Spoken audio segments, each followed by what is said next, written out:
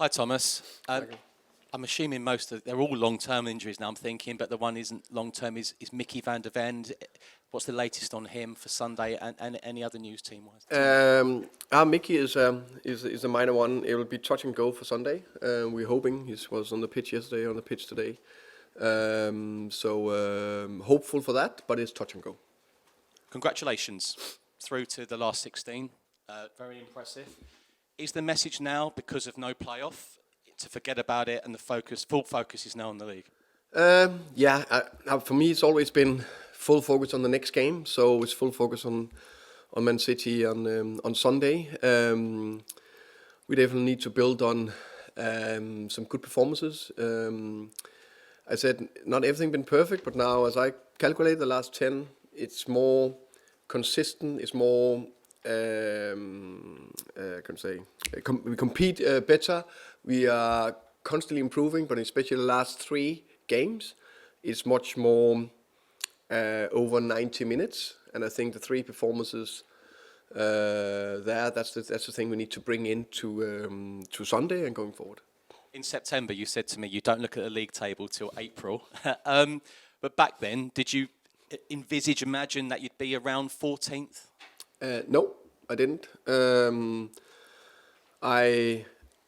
I'm very aware, and I think I said that a few times. I'm very aware that you always hope for more. You always in football, small things you can turn and you can get a little momentum, or sometimes you get more. Sometimes for whatever reason you don't get the momentum.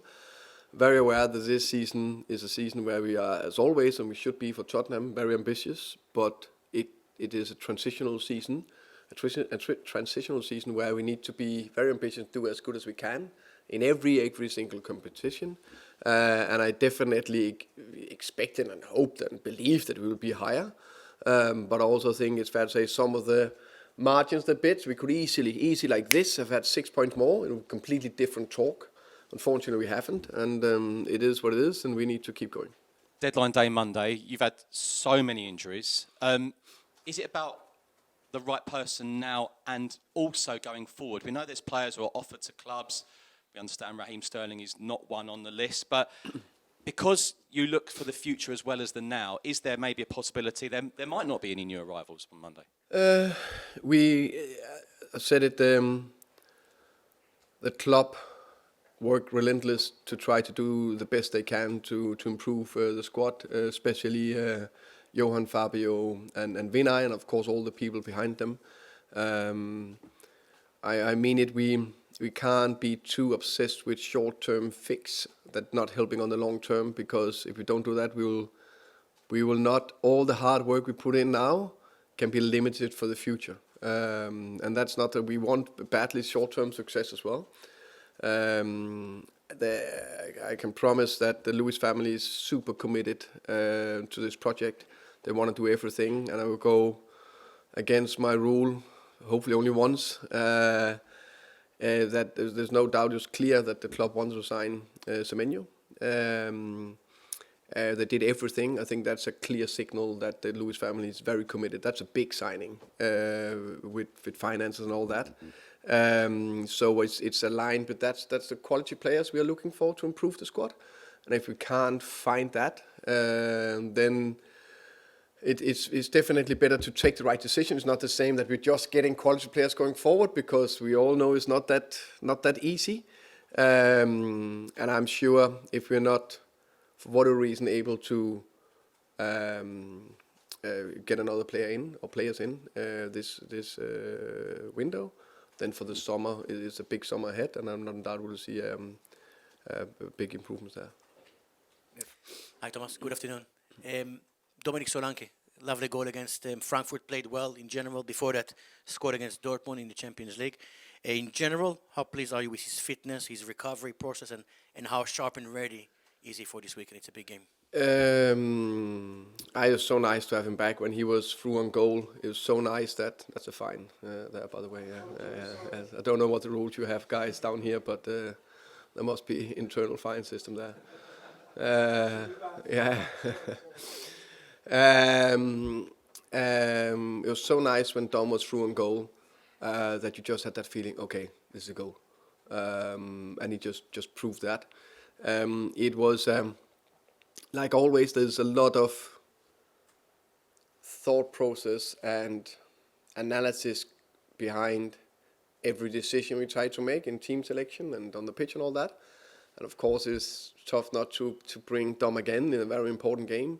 But all signs, all my experience told me that it's not the right thing to do that. Kolo did very well, and then he came on and killed the game for us. He's still building, but he's ready to start on Sunday. Question about Pep Guardiola. Not too many managers in the league managed to beat Pep. At Brentford, you managed to beat him several times. You beat him in the summer as well. What's the biggest challenge of facing a Pep Guardiola side? And how different is this current version of Man City, this version of 25-26? Pep is the best coach in the world. He proved that many times. I think what he's done over the years is he's extremely innovative. He's always changing and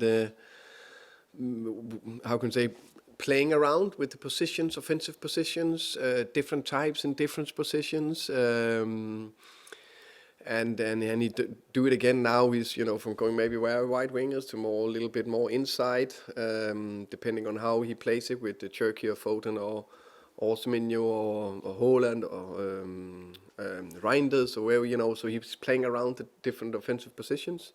I think the City team now, when they're in full flow, I think there's threat from so many angles that we need to be aware of.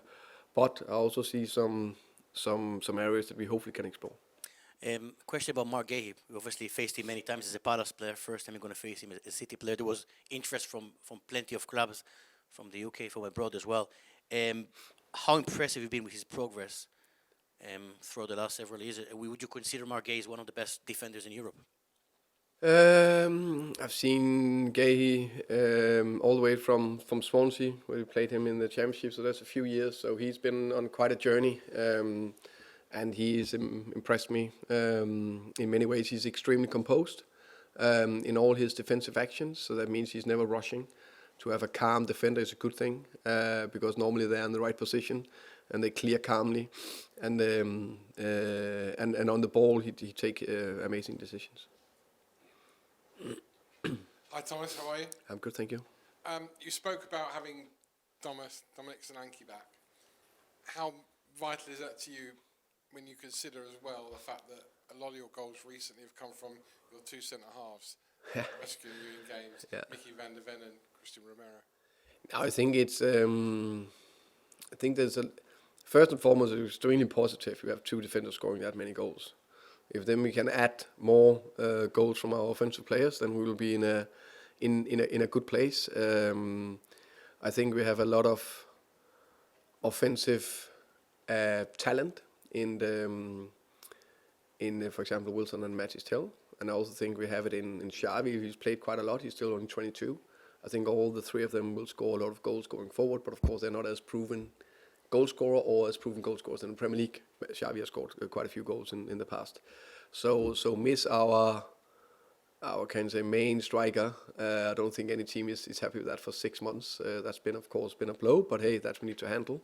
So to have Dom back in, but not only for his goal scoring abilities, clearly you've seen that now in the two Champions League games, but also I think his hold up play, his link play, his ability to press, and just that presence on the pitch and in the changing room. That's big. Do you worry a little bit mentally about your team? Sorry, do you worry about your team's mentality a little bit? Because Champions League is fine. You're the fourth best team in Europe according to the Champions League table. Premier League, you're 8 points off the relegation zone, 10 points off the Champions League. So it kind of shows it's the other way around. Do your players prefer playing in Europe to playing in the Premier League? I don't think that's a thing. I think it's a bit more complex than that. I think it's a skill as an individual player and as a team to perform every third or fourth day in Premier League and in Europe, no matter if it's Conference League, Europa League or Champions League. And when you take it up a notch from Europa League to Champions League, it's even more difficult. I think it's fair to say we've seen it over the years with the club that is not as used to it year in, year out, that can be tough to do that because it's the physical load, it's the mental load that they need to be able to produce again and again and again. And I think we've seen some how can you say some good signs of it, and I actually think we haven't been that bad after Champions League games. I think actually we had some good performances after that. I think if we let's say in the Christmas spell there had got 6 points more, we wouldn't have the talk we're talking about now. But the robustness to physically, mentally is the biggest thing, and that's a learning curve. I don't think you have many players in our squad that have done that just for 2 seasons. So that's a learning. Last one, a couple of years ago when City came to Spurs, it was right at the end of the season. And some Spurs fans were a bit conflicted about who they wanted to win, because if Spurs won, they were happy because they were Spurs fans. But if City won, they were happy because it stopped Arsenal winning the title. We're a little bit further out now, but do you think on Sunday some Spurs fans might have a similar kind of mindset?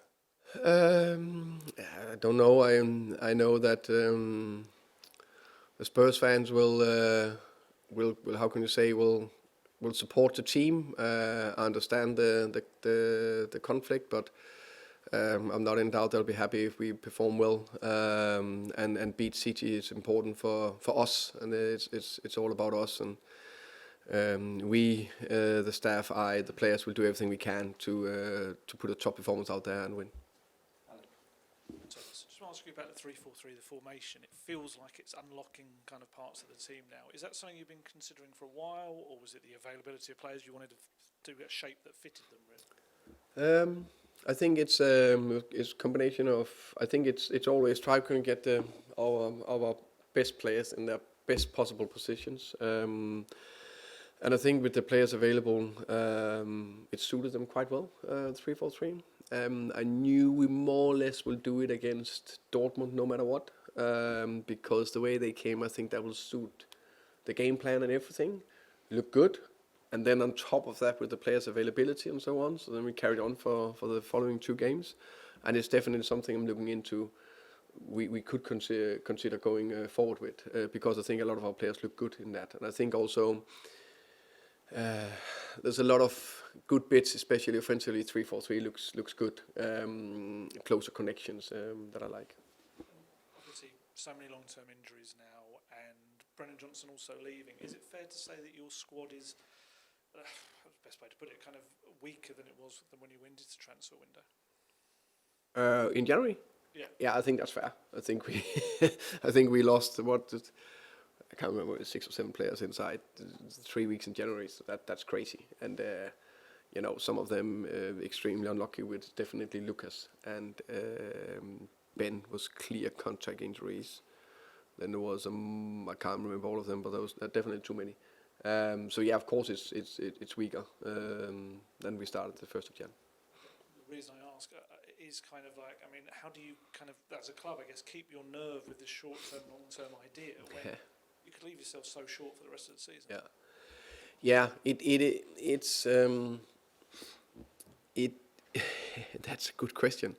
But I think the best clubs, they take good, calm, sensible decisions. Also, when it's how can we say, a little bit windy and not going as well as we wanted to, because I think that's key for what we want to build. It's absolutely key. And I also think there is some players that are looking to come back relatively quick-ish in Petro and Richie, definitely. I think there's 2 on top of my head.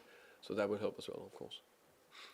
Thomas, just on Dominic Solanke, has he felt like a new signing for you, that you've managed to get him back and get some minutes out of him? And in terms of just him as the focal point of the team, Tottenham probably haven't had a lead out-and-out striker since the days of Harry Kane. Now, I'm not asking you to compare him to Harry Kane, but just as a talisman for the team, what can he do for the next 4 months going forward?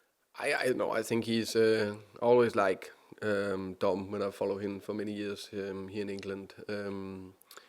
I think the last season I had in Bournemouth, he was absolutely on fire. It was 19 goals, something like that in the Prem. Then he was a little bit unlucky. He's normally super robust player. And then he came to Spurs and he got an ankle injury and then another one.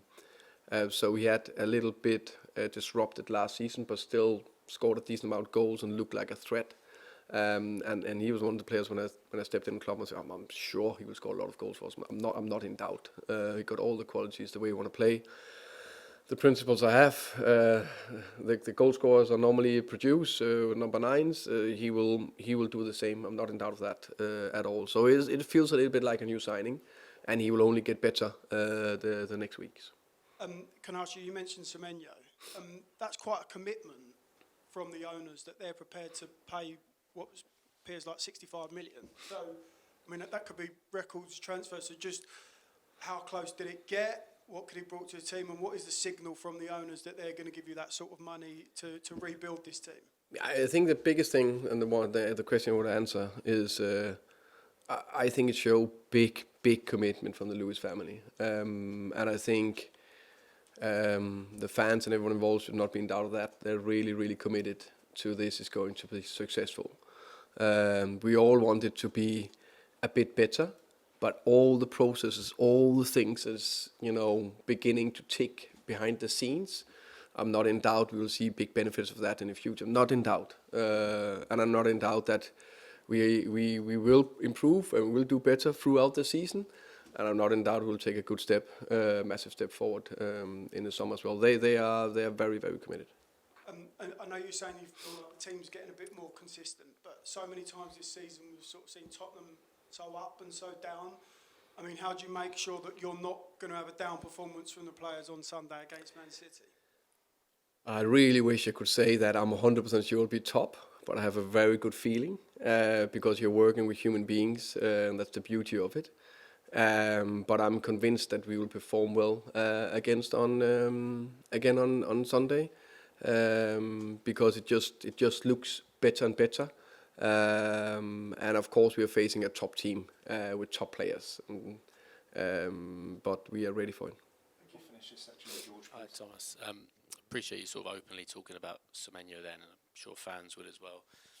Can you kind of understand why, from the fans' point of view, as much as it sounds obviously, encouraging the club are going for Semenyo, it's also more words rather than actions? Can you understand why they sort of feel like they need to see more actions, especially this month?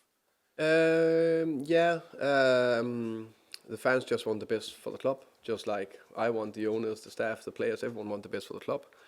But I also think it's fair to say that the transfer window it's not Football Manager, unfortunately. It is not. It would be a lot easier, but also a little bit more boring. We will not have as many good stories to talk about in the last 30 days. You couldn't go to work basically because there's nothing to write about or talk about. So it is very difficult. The transfer market. It's an art. It's a craftsmanship. You need to be very good at it. And then there's always need to be a selling club that wants to sell. There needs to be a club that wants to buy. As a player in the middle also want to come. So that's always the challenge. What I'm happy is that I think we've already done great business in getting Connor in. I think that's a great deal and a great player and fits everything we want for this club. And the commitment they show about, you can say, Semenyo, I think is a big step. I'm just repeating myself. I'm not in doubt it'll be very good going forward. And obviously the Champions League is on pause now until middle of March.